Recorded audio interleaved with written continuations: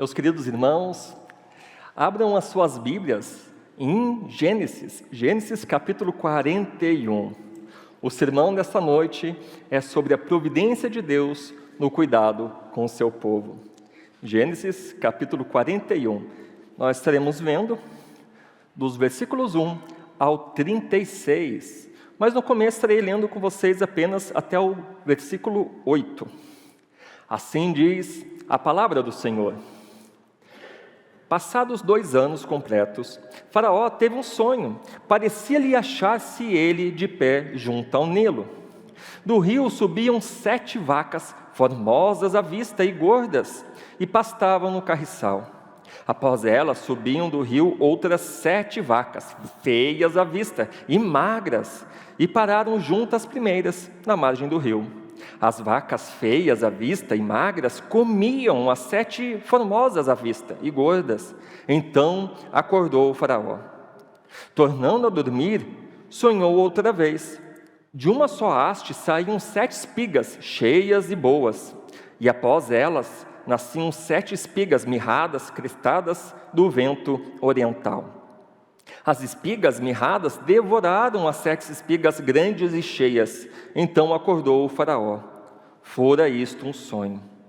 De manhã, achando-se ele de espírito perturbado, mandou chamar todos os magos do Egito e todos os seus sábios, e lhes contou os sonhos, mas ninguém havia que los interpretasse. Oremos novamente. Senhor Deus, Pai querido, Pai de graça e misericórdia, aqui estamos nesta noite para te adorar, para te louvar e para aprender mais da Tua Palavra. Fale conosco, querido Deus. Que todos que estão aqui presentes, nos acompanhando pela internet, estejam com seus corações muito bem abertos, seus ouvidos bem atentos a tudo que será pregado nesta noite. E que possa estar colocando em prática em sua vida. Em nome de Jesus. Amém. Meus irmãos, essa belíssima história está dentro da grande história da redenção. E toda ela converge em Cristo Jesus.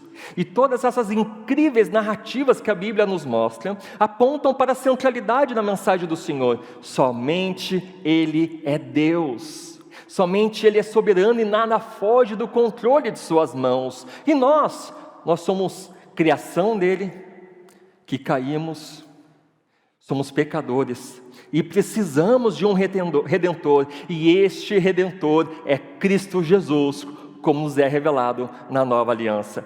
Portanto, quando nós lemos as histórias de Abraão, Isaac e Jacó, dos seus descendentes, como José, que nós estaremos estudando nesta noite, devemos lembrar que eles não são o centro da história, mas o plano redentor de Deus, esse sim é o centro da história. O personagem central sempre é o Senhor Todo-Poderoso.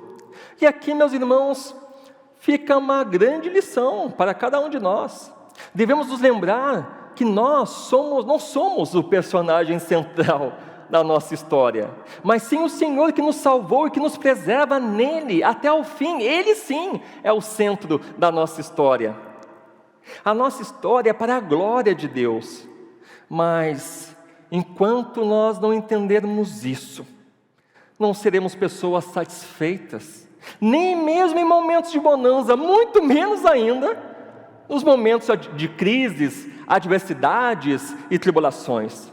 Mas quando compreendemos que o propósito na nossa existência é a glória de Deus, a forma como nós encaramos a nossa vida e tudo que nela acontece, incluindo os momentos difíceis, tudo é transformado.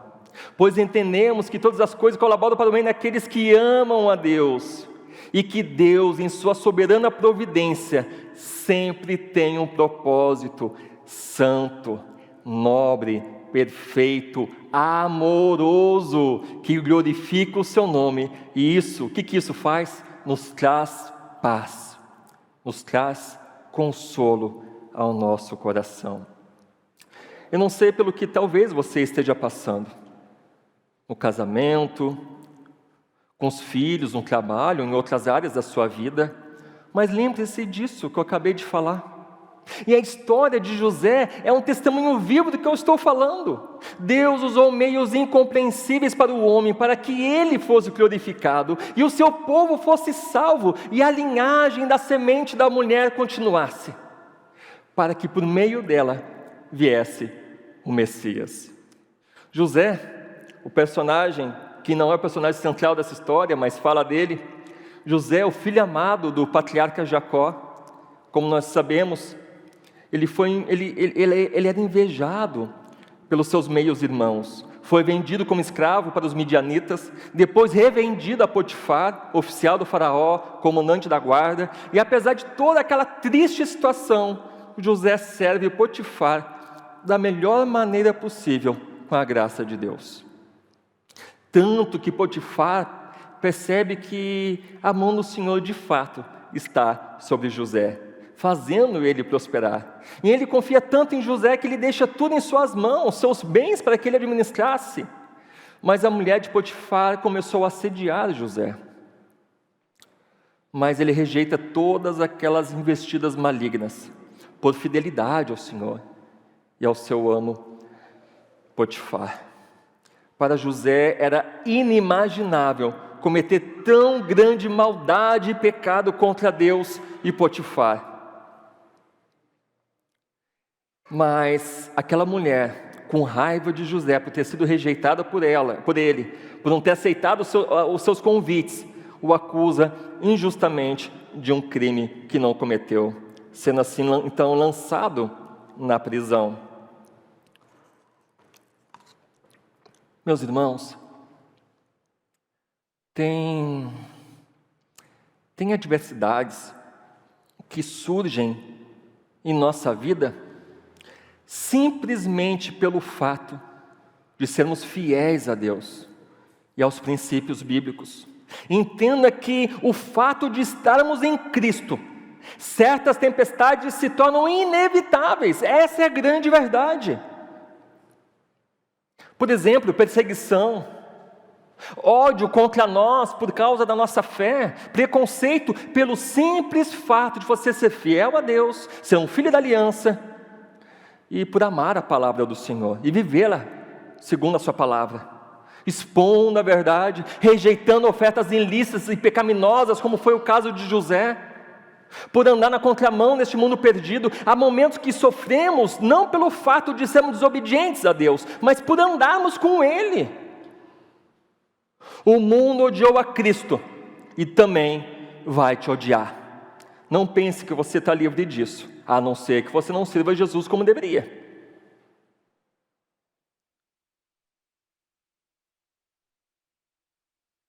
Seremos perseguidos por vivermos na luz. Jesus falou em João 16:33, no mundo passais por aflições. Mas, meus irmãos, isso não é motivo para preocupação, porque o versículo continua, Jesus diz, tende bom ânimo, eu venci o mundo.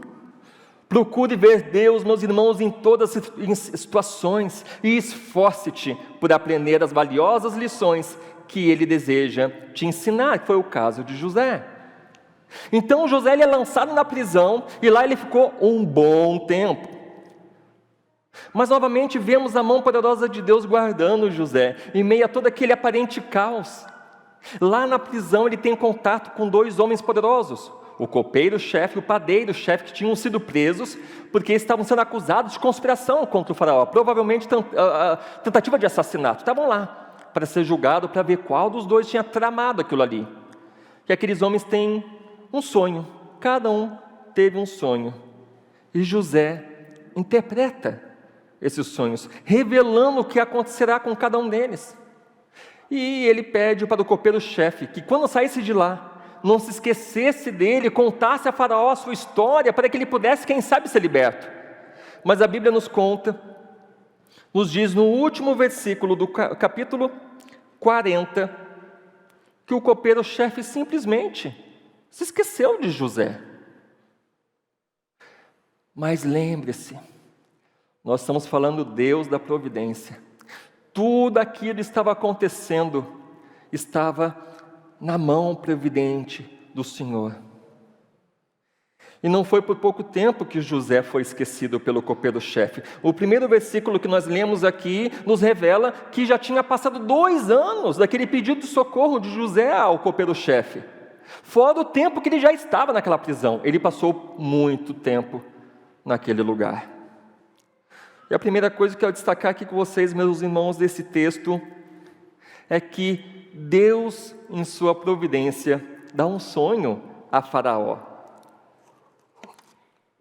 Olha que interessante o sonho do Faraó. Ele estava de pé à margem do rio Nilo. O rio Nilo, meus irmãos, é a força vital de todo o império egípcio.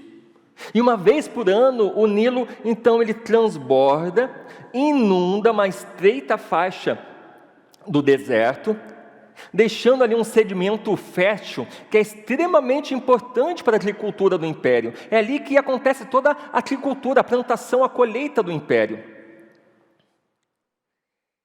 E estando lá então, o versículo 1 nos diz, que Faraó, ele está em pé, à beira do Nilo, e o que ele vê? 7 vacas gordas, formosas, à vista. Se tivesse um gaúcho lá, a primeira coisa que ia pensar era num churrasco, né? Com aquelas vaquinhas. E aquelas vacas estavam dentro do rio ali. Então, provavelmente, elas estavam no rio para aliviarem o calor, fugirem das moscas. Isso é muito comum se ver até hoje lá no Egito. Em seguida, o faraó vê outro grupo de vacas saindo daquele rio. Mas essas vacas eram o quê? Feias à vista e magras. No hebraico, é literalmente de aparência maligna. Imagina, aparência maligna. E carne escassa, é como se fosse um filme de terror. Aquelas vaquinhas secas, magras, com cara de mal.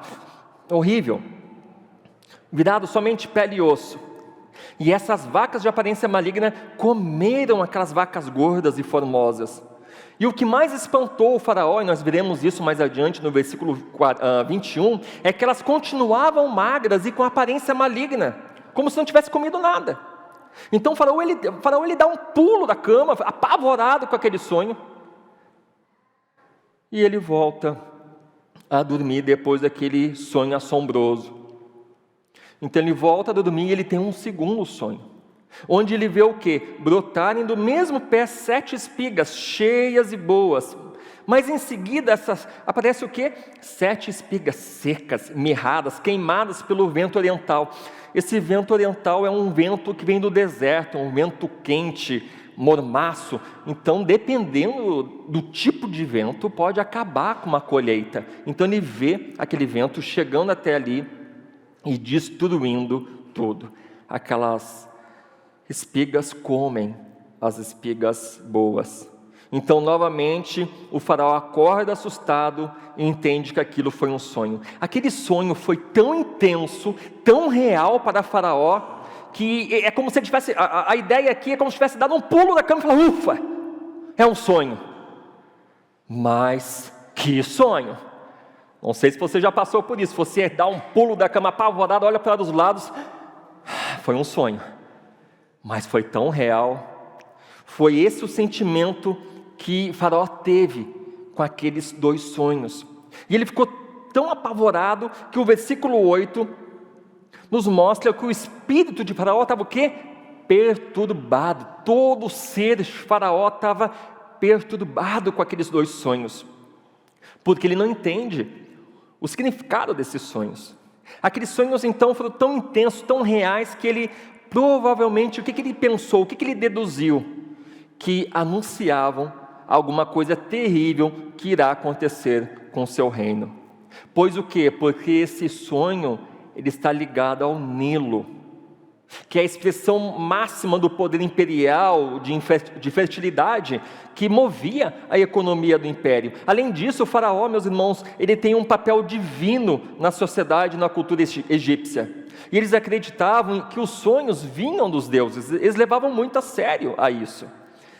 E uma das funções do faraó era garantir que todo ano o Nilo fizesse o seu papel, inundasse e tornasse fértil aquela parte daquela terra. Tanto é que todo ano o faraó, ele encabeçava uma cerimônia em comemoração ao deus Atum, à margem do rio Nilo, junto com os sacerdotes, uma parte da elite egípcia, fazendo ali uma oferenda, um ritual, para que assim fosse preservado a economia do império, para que o Nilo fizesse o seu papel no país. Não é? E Faraó, ele leva tão a sério aquele sonho, que ele convoca todos os sábios, os magos do Egito, para contar esse sonho e procurar descobrir qual é a interpretação correta acerca desse sonho. Então, esses homens, esses magos, esses sábios, eles eram a nata intelectual do império, acostumados a interpretar as estrelas, sonhos, praticar adivinhações, buscar soluções em tempos de crise. Eles assessoravam o faraó em todas as coisas. Mas olha que interessante, as escrituras nos mostram que eles foram o quê? Incapazes de interpretar os sonhos de Faraó. Então essa primeira parte dessa narrativa termina nos mostrando o fracasso daqueles homens, caindo por terra toda a confiabilidade dos seus métodos. Eles são incapazes de interpretar o sonho do Faraó. Mas olha como é a providência de Deus. Aquela situação de crise na corte egípcia estimula a memória do copeiro-chefe acerca de José. Ele se lembra de José. Então, a segunda coisa que eu quero destacar com vocês é que Deus em sua providência faz o copeiro-chefe se lembrar de José. Acompanhem comigo os versículos 9 a 13.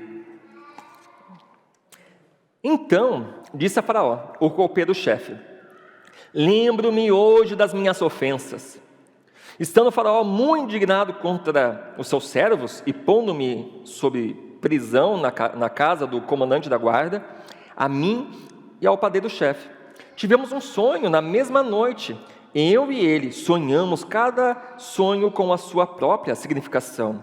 Achava-se conosco um jovem hebreu, servo do comandante da guarda. Contamos-lhes os nossos sonhos, e ele nos interpretou, a cada um segundo o seu sonho. Assim como ele nos interpretou, assim mesmo se deu. Eu fui restituído ao meu cargo e o outro foi enforcado. Então, diante do fracasso daqueles homens em interpretar os sonhos, o copeiro-chefe se lembra de José e ele reconhece o seu pecado contra aquele pobre homem, ao virar as costas para José.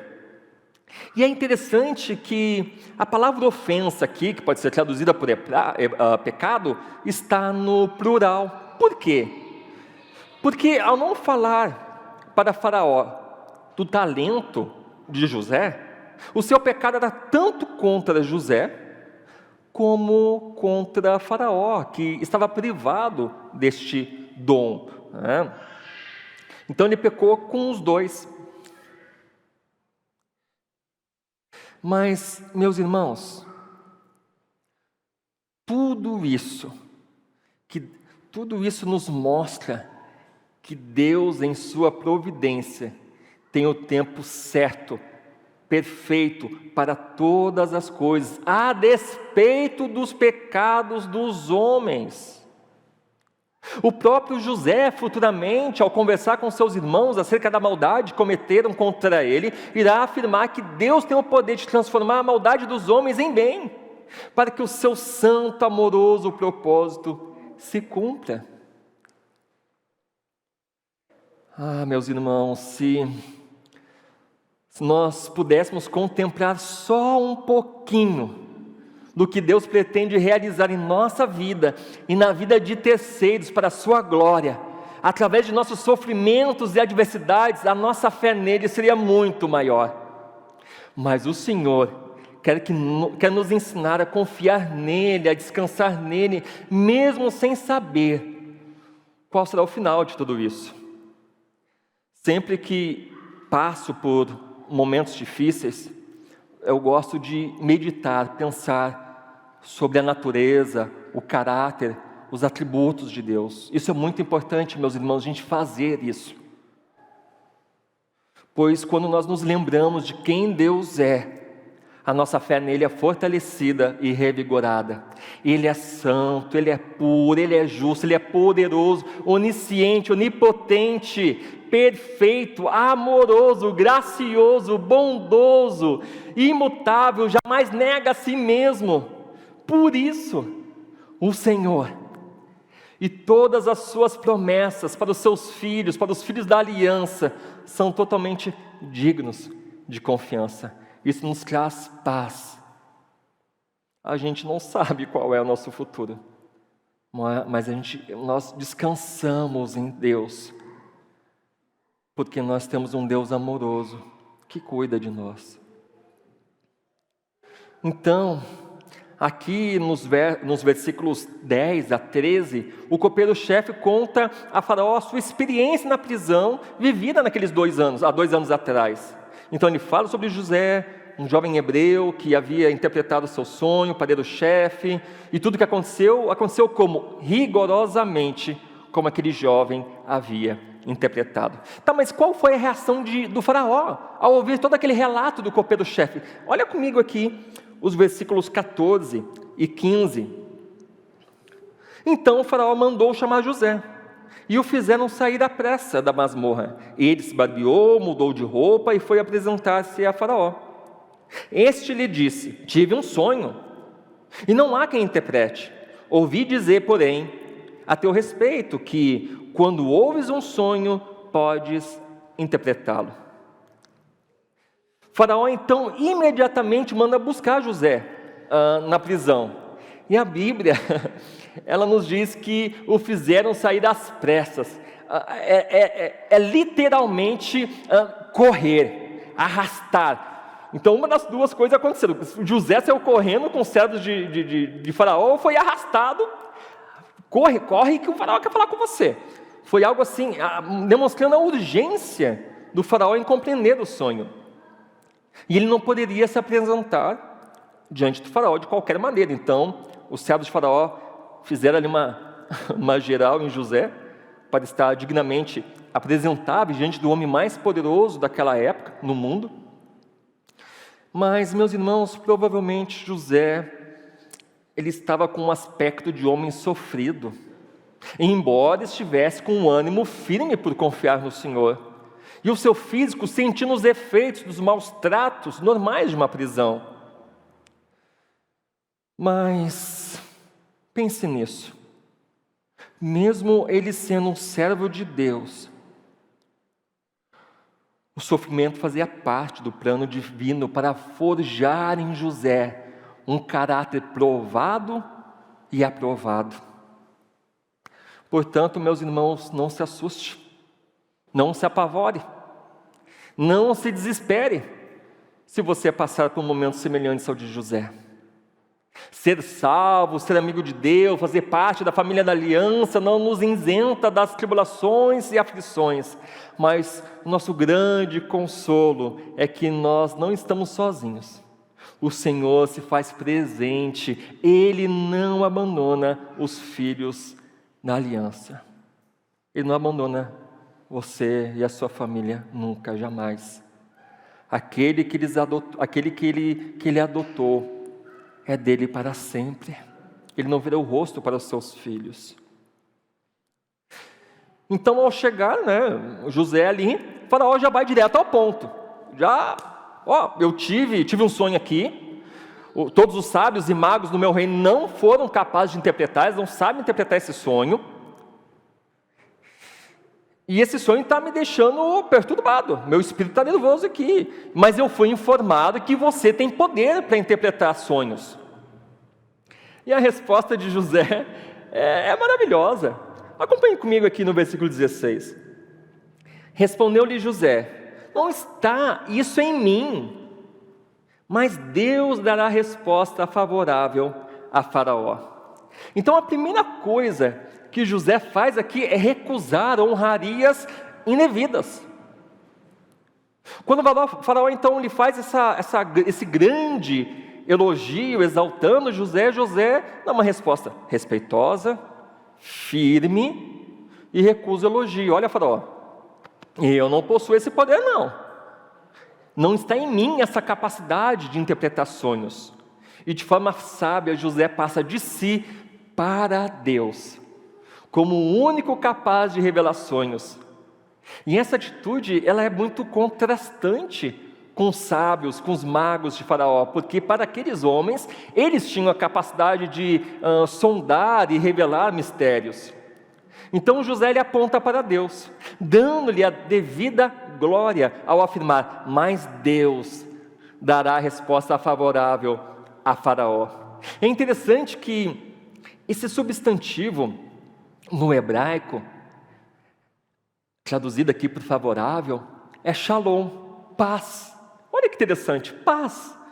José, ele está dizendo aqui para Faraó que pelo fato da resposta vir de Deus, ela trará paz ao coração perturbado de Faraó.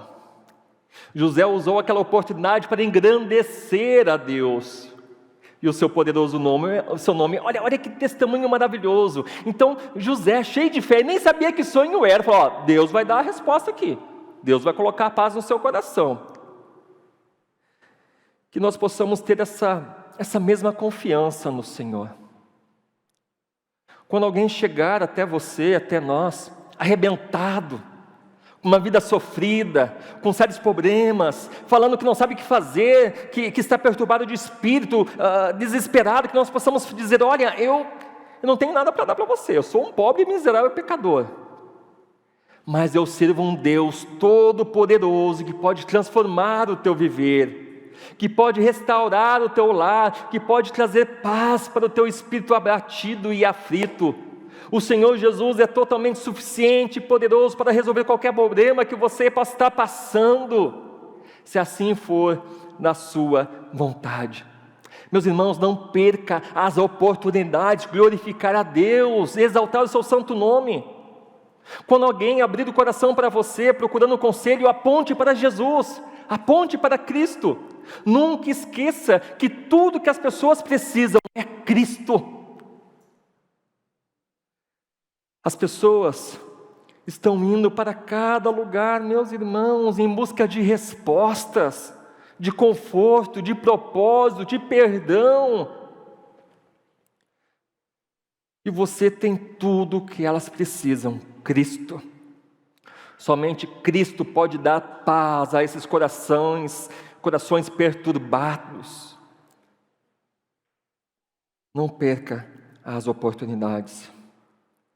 E após Faraó ouvir a resposta de José, ele fica satisfeito e começa a contar os seus sonhos para José. Acompanha comigo aqui os versos 17 a 24.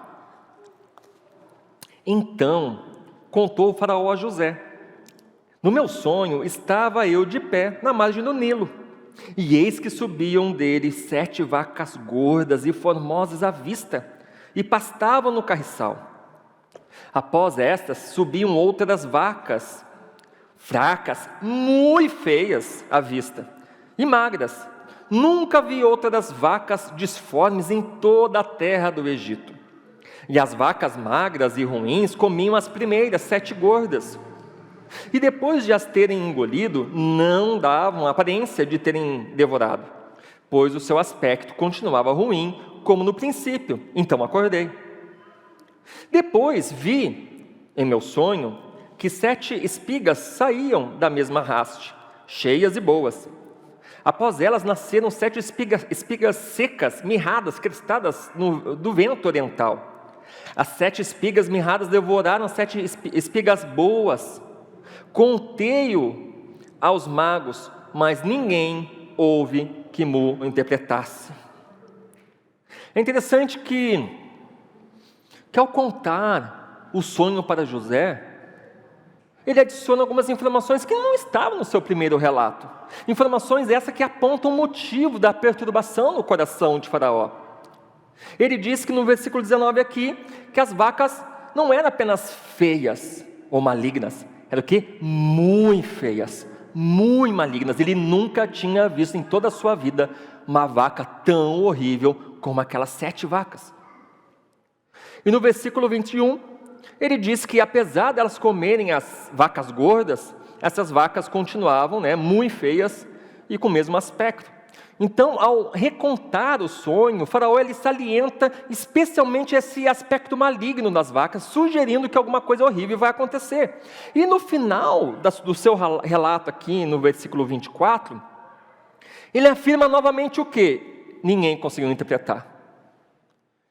Eu tenho aqui um monte de assessor, tudo com pós-doutorado, interpretação de sonhos e mistérios, mas ninguém conseguiu interpretar isso aqui. E você? A questão é essa, e você? Você consegue? Bom, tu jogou tudo para Deus. E o seu Deus? Ele consegue fazer isso? Ele tem essa capacidade? Será que o teu Deus vai te capacitar a interpretar o meu sonho? E aqui, terceira coisa que eu quero destacar com vocês, a providência de Deus em revelar o sonho a José, o sonho do faraó a José. Olha comigo o que José diz nos versos 25 a 32.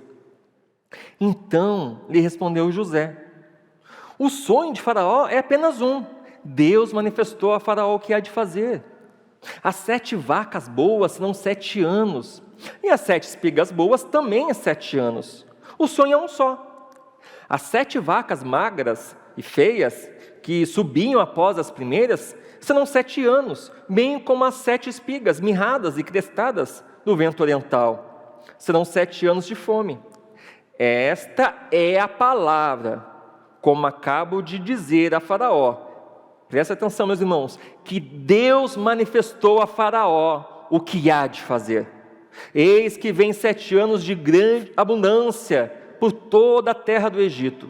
Seguir-se-ão 7 anos de fome, e toda aquela abundância será esquecida na terra do Egito, e a fome consumirá a terra, e não será lembrada a abundância da terra, em vista da fome que seguirá, porque será o quê? Gravíssima. O sonho do faraó foi dúplice, porque a coisa é estabelecida por Deus, e Deus se apressa em fazê-la.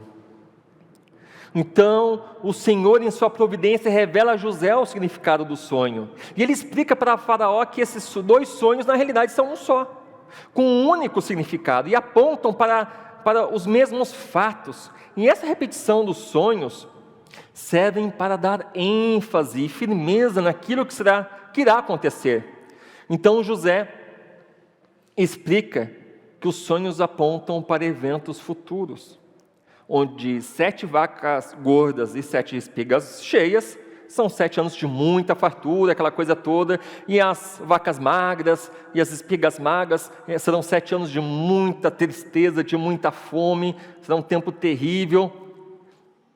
Então o faraó tinha razão de estar preocupado, pois o sonho revelava o quê? Uma catástrofe futura sem precedentes na história do país, na história do Egito.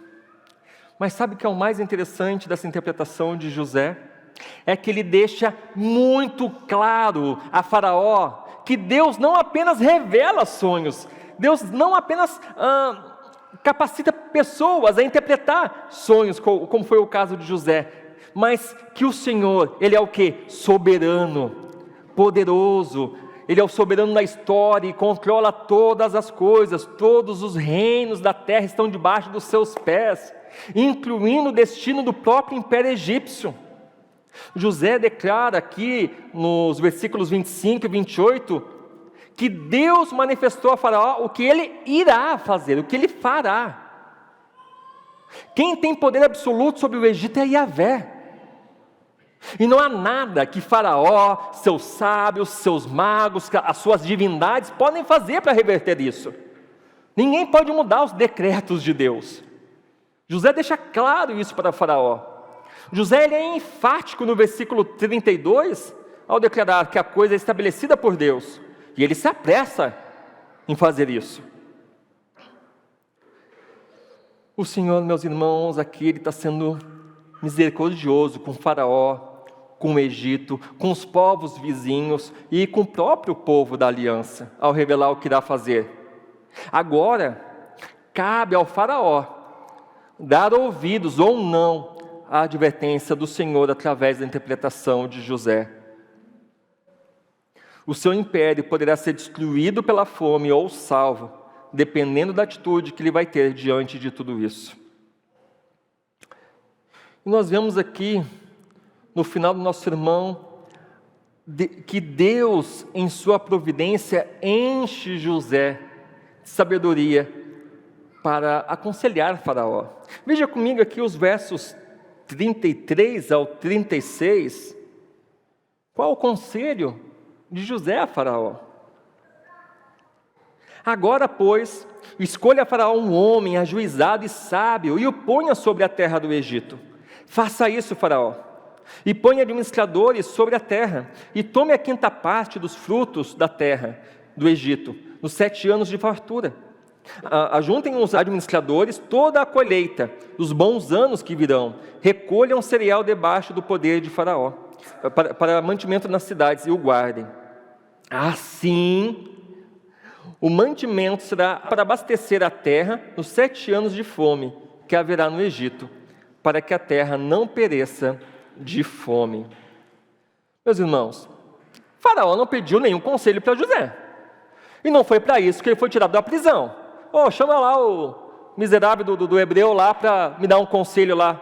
Não foi para isso que Faraó chamou José. Não foi esse motivo. Mas José, certamente aconselhado, orientado por Deus, pelo Espírito de Deus, cheio de ousadia, aconselha o homem mais poderoso do mundo em sua época, que possuía inúmeros conselheiros reais, homens experientes, com uma formação extraordinária, mas ele não se intimida.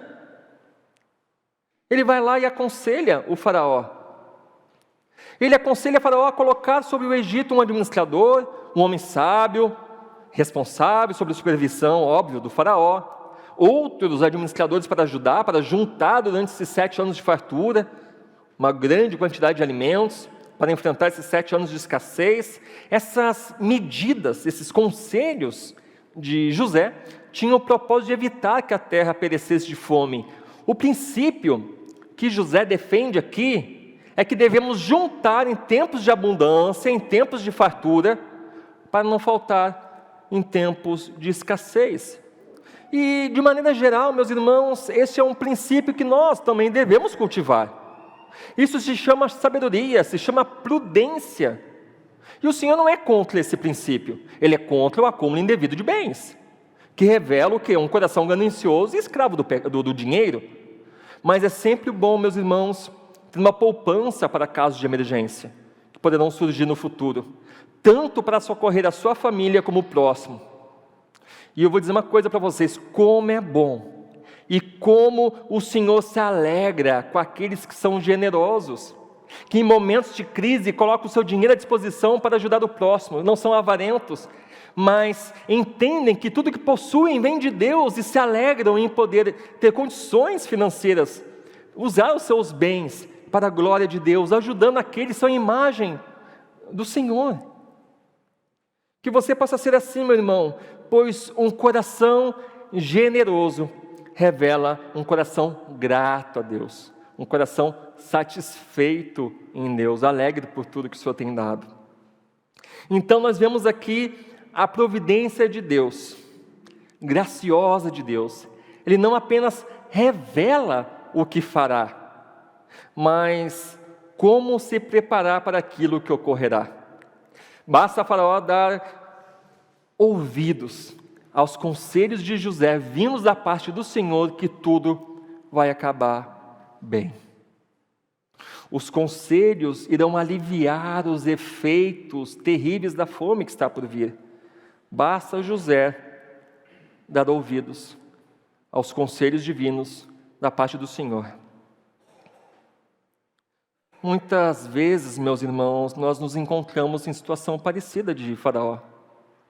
O Senhor nos revela a sua vontade, o que Ele requer de nós, e deixa muito claro para cada um as consequências de ouvir a sua voz ou de desprezá-la. E qual tem sido a sua atitude, meu irmão, diante da palavra do Senhor? Você tem ouvido a palavra de Deus ou a desprezado? A Bíblia nos destaca a história de 2 faraós. Um deles é esse aqui. Decidiu ouvir a voz de Deus e seguir o conselho divino, e por isso ele salvou o povo da destruição. No próximo sermão vai ser mais desenvolvido isso, que é a continuação desse texto. Mas tem outro faraó, que está lá em Êxodo. Esse endureceu o seu coração. E a ira de Deus caiu sobre a sua família e sobre toda a nação. A Bíblia nos diz que o Egito sofreu de tal forma que nunca tinha ocorrido desde a sua fundação, por desprezar a palavra de Deus. E você, meu irmão, o que você tem feito diante da palavra de Deus? Diante dos conselhos que você tem recebido de homens sábios, firmados nas Escrituras, o que você tem feito diante de tudo isso? Você tem endurecido seu coração ou tem recebido humildemente, de bom grado, esses conselhos, vendo nisto a graça de Deus em cuidar de você e da sua família?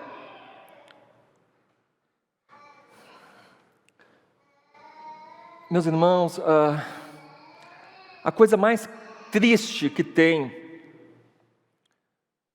no ministério pastoral e na vida de qualquer crente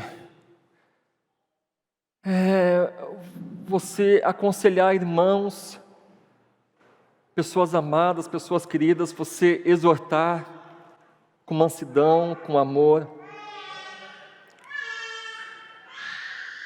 exortando essas pessoas a abandonarem uma vida de pecado, a se voltarem para Deus, a lutarem pelo seu casamento, a ensinar os seus filhos a andar no caminho do Senhor, jovens a não namorarem com descrentes, a não pularem etapas no namoro, e tantos outros conselhos, esses conselhos divinos entrarem num ouvido e sair no outro. Isso é muito triste. É muito triste você ver pessoas que estavam no nosso meio e hoje não estão mais, porque desprezaram o teu conselho, o meu, o nosso conselho. E você vê essas pessoas indo direto para o abismo. Isso é muito triste. Talvez você já passou por isso, com algum parente teu, com algum irmão da fé, com um filho. E você insistentemente falando sobre a palavra de Deus, aconselhando, e a pessoa se afastar, ir embora. E hoje você olha para essa pessoa, para essa família, para aquele casamento destruído, a pessoa na lama, no pecado. Isso é muito triste. Mas é uma grande alegria quando vemos Deus transformando vidas e restaurando lares, de pessoas que levaram a sério os conselhos vindo do Senhor. É uma coisa que não tem preço, é algo precioso demais. Portanto, escute esse conselho. Não desista de ser um instrumento nas mãos do Redentor. Não permita que experiências ruins lhe impeçam de fazer aquilo pelo qual você foi chamado, de ser luz do mundo e sal da terra. Jamais pare de falar da palavra de Deus, jamais pare de falar do nosso Salvador. Faraó não pediu conselho, mas José deu. E quantas pessoas você conhece que não querem o teu conselho? E jamais vão pedir, porque estão em pecado. Dificilmente alguém que está em pecado vai querer o teu conselho. Mas é nosso dever como filho de Deus, quando vê alguém se afastando do caminho do Senhor, aconselhar essa palavra, aconselhar essa pessoa com a palavra de Deus, pegar pela mão, arrastar, andar junto, abraçar, é dever nosso. Nós não podemos ver as pessoas irem embora da igreja e não fazer nada. Não, mas quem sou eu para dizer alguma coisa? Você é um filho de Deus. É nosso dever. Não quero me incomodar, a pessoa vai ficar brava comigo. Olha, é melhor ela ficar brava com você do que Deus. Faça a tua parte. Algumas pessoas vão se afastar de você, vão brigar com você, vão te cortar das redes sociais, não vai querer mais comunhão com você. Mas você fez o que deveria ter sido feito. Você o alertou sobre o caminho que tinha tomado. Algumas dessas pessoas jamais voltarão para o caminho, mas outras futuramente irão dizer: muito obrigado por ter puxado a minha orelha. Porque se você não tivesse andado comigo, se você não tivesse ido até lá e me falado da palavra, me exortado, eu não estaria aqui. Faça a tua parte, é teu dever como crente. O Senhor te chamou para isso. Concluindo, meus irmãos, é importante destacar que o livro de Gênesis é chamado por muitos como o livro dos sonhos. O livro que mais fala de sonhos é Gênesis. É interessante que é o primeiro livro, onde Deus revela aos patriarcas, e até para pessoas ímpias, como o próprio caso hoje, que a gente comentou, o faraó, Abimeleque, o que Deus requer, o que Ele deseja dos homens, que Ele revelava muitas coisas através de sonhos. Mas conforme nós vamos avançando na história da redenção, esse tipo de comunicação ela vai diminuindo até cessar. Deus no passado, como nos diz o autor de Hebreus no começo da sua carta, afirma que o Senhor tinha falado de muitas formas, de muitas maneiras. Mas nesses últimos dias nos falou pelo Filho Jesus Cristo. Então, se você quer saber o que Jesus falou, vá para as Escrituras. Tudo que você precisa saber para ter uma vida plena e abundante está lá. E é importante destacar isso, porque eu não quero que ninguém faça uma aplicação que eu não quero que seja feita com esse sermão. Não quero que ninguém pense assim: rapaz, depois que escutei esse sermão, eu tenho que prestar mais atenção nos meus sonhos, como fez Faraó. Vai que Deus está falando alguma coisa comigo e eu não estou sabendo interpretar. Eu vou procurar o reverendo Ageu para interpretar o meu sonho? Não faça isso, que não vai dar boa coisa. Não é isso, ok? Mas, meus irmãos, no Rio Grande do Sul eu já vi muito isso. Mas não foi na minha igreja presbiteriana, tá? Mas eu já vi isso. Das pessoas terem sonhos, procurar o pastor, procurar a irmã responsável pelo círculo de oração e falar: olha, eu tive um sonho, caiu meus dentes ficaram mole. Rapaz, cuidado, tu vai ter uma perda, você vai perder alguma coisa muito importante, vai ser um parente teu, o espírito da morte está rondando a tua família, ou você vai perder alguma coisa financeira, é olho gordo isso aí, cuidado.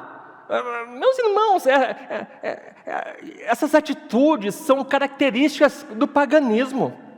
Não tem nada de cristianismo nisso. Mas eu já vi muito isso. Talvez você já viu isso, ou talvez você já fez isso. Mas tudo que nós precisamos saber está o quê? Na palavra de Deus. Deus nos revela o seu querer através das Escrituras. Você quer ser mais santo? Vá para as Escrituras. Você quer vencer a ansiedade? Vá para as Escrituras e se agarre nas promessas do Senhor, que são inumeráveis, são perfeitas para vencer a ansiedade. Você quer saber como guiar a sua família nos caminhos do Senhor? Vá para as Escrituras. Todas as pessoas que já me procuraram para falar que o casamento não estava legal, eu perguntava: primeira pergunta, vocês fazem culto doméstico? Você abre a sua Bíblia com a tua esposa e lê para ela e ora com ela? Todos tiveram a mesma resposta: não. Você quer ter um casamento abençoado, restaurado? Vá para as Escrituras. É tudo que você precisa para ter um casamento restaurado e fortalecido. Você quer ser um cônjuge segundo a vontade de Deus? Vá para a palavra de Deus. Você quer ser livre da escravidão no pecado, na morte, do diabo e do inferno? Vá para as Escrituras, pois nela é revelada Cristo Jesus, o único que pode mudar o nosso viver, nos dando uma nova vida, nos livrando de todo tipo de escravidão. É Cristo, é Ele que você precisa. Segunda coisa, meus irmãos, muito cuidado. Nós temos a tendência de roubar a glória de Deus para ter reconhecimento. José, ele fugiu disso. Ele não aceitou uma honra que não pertencia a ele. José, ele deu todo o crédito a Deus. O Senhor, ele não admite que ninguém roube a sua glória. Portanto, seja humilde e reconheça que tudo que você realiza, tudo que você tem, tudo que você poderá ter e fazer, é graça de Deus. É na dependência do Senhor. Dê sempre glória a Deus. Terceira coisa, toda essa narrativa deixa muito claro o quê? Que a soberania de Deus na história. E que o Senhor tem os seus meios para realizar os seus decretos. E que a nossa mente, ela é extremamente limitada e não consegue compreender. Mas que devemos descansar e confiar nele, pois tudo o que ele realiza é para a sua glória e para o bem do povo da aliança, povo esse que você faz parte. Então, não se desespere quando estiver passando por adversidades, tribulações, mas lembre-se de quem Deus é e que tudo que ele já tem feito na sua vida. Olha para a sua história. Olha como Deus tem sido gracioso com você, com a sua família. Isso nos fortalece. Como você tem experimentado de forma abundante a graça de Deus e a sua misericórdia. E por último, meus irmãos, José, ele nos lembra Jesus. José, o servo do Deus Todo-Poderoso, aponta para Cristo. Assim como José foi um profeta do Senhor para trazer a palavra de Deus a Faraó, também Jesus é o profeta de Deus para trazer a palavra do Senhor ao povo. Mas Jesus é incomparavelmente maior, porque Jesus é a própria palavra encarnada. É interessante que lá em Mateus 17, 5, contexto ali do monte da transfiguração, o Senhor diz: este é o meu filho amado, a quem me agrado, ouçam-no. É uma ordem: ouçam o meu filho. Toda a vida e obra de Jesus são argumentos irrefutáveis da importância de ouvir a sua voz. Cada página dos evangelhos nos dão inúmeros motivos para fechar os nossos ouvidos para todas as outras vozes que nos rodeiam, que querem tirar a nossa atenção e focar simplesmente nas palavras preciosas de Jesus. Nós devemos dar atenção às palavras de Jesus em primeiro lugar pelo fato de ele ser o próprio Deus encarnado. Tudo o que ele diz tem origem divina. As suas palavras têm autoridade porque quando ele fala é Deus falando.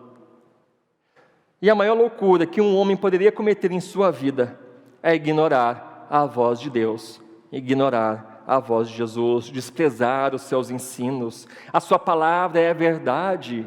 A sua palavra é inerrante. Tudo que sai dos seus lábios são palavras para a vida. E em nenhum outro lugar nós encontraremos aquilo que somente Ele nos oferece gratuitamente: perdão e redenção, restauração, comunhão com Deus, vida abundante. Como Ele bem declarou, como bem falou o apóstolo Pedro, lá em João 6,68, Senhor, para onde iremos? Só Tu tens as palavras de vida eterna.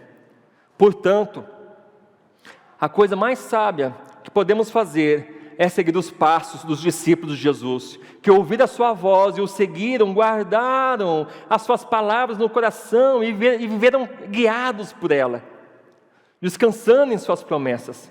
Ele é o único que pode transformar a sua vida. Então, meus irmãos, não se iluda. Todas as outras vozes, sem exceção, não importa tão belo, coerente, lógico possa parecer esse discurso, o resultado final será frustração, morte, destruição. Os outros caminhos não sabem nada. Igual aqueles sábios, aqueles magos de Faraó. Jesus, ele foi bem claro quando afirma em João 5, 24 e 25, que somente aqueles que ouvem a sua voz terão a vida eterna. Faraó ouviu a voz de Deus através de José para salvar a sua nação da fome. Eu, você, nós que estamos presentes aqui nesta noite, nós somos convocados a ouvir a voz do Filho de Deus, para que através dele a nossa fome e a nossa alma faminta e sedenta seja alimentada e saciada por Ele para sempre. Amém? Nosso bom Deus abençoe cada um de vocês, meus irmãos.